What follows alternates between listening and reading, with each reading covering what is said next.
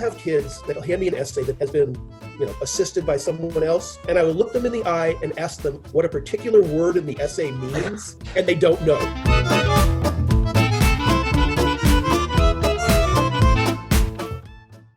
Psychology essay style. A couple of bullets here on, use show don't tell, use specific and sensory details, use powerful verbs. I'll talk about that in a second.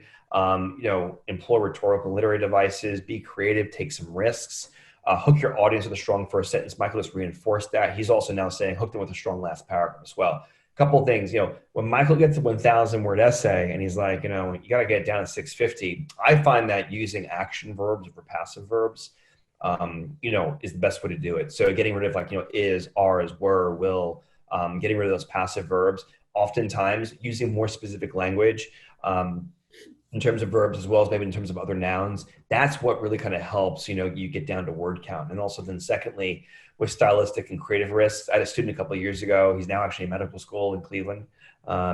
He wrote what I call the Stranger in a Strange Land essay, where he was in Japan. And he did something so cool, this essay, where he actually integrated language, Japanese as well as English. And by the end of the essay, it was so kind of cool. You'd actually learn some Japanese phrases from it. So, Michael, we'll get into some of the don'ts. Anything here that you want to reinforce? No, I want to go to the don'ts. We'll have to do a webinar on topics to avoid and things, sort of not to do.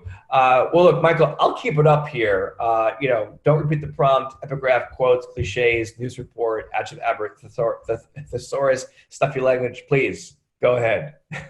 One of the best things that I've ever seen, or actually I should say possibly worst things I've ever seen, is your line about don't get too thesaurus happy. That I'll have kids that'll hand me an essay that is, quote, polished or has been, assisted by someone else.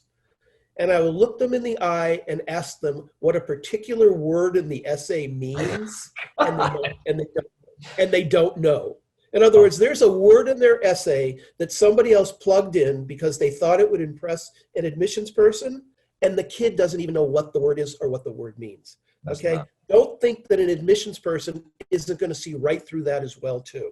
So in other words, yes, you want to be able to, use good grammar, good policies in terms of what you're putting into your wording, but to make it sound like something that you could never have written with words that you're putting in there to impress an admissions person, that to me is by far the biggest don't that any student can do. And again, that's the danger of having all these, learned people read your essay and think that they want to make it more applicable for a college level admissions person, as opposed to realizing that that admissions person is just like they were many times 5-6 years ago applying to college, and would like to see an essay similar to the essay that they wrote themselves. That's interesting. And then, wanting to see the essay that they wrote themselves, that's really, really interesting. I never thought about that. Just to kind of add on, being too thesaurus happy.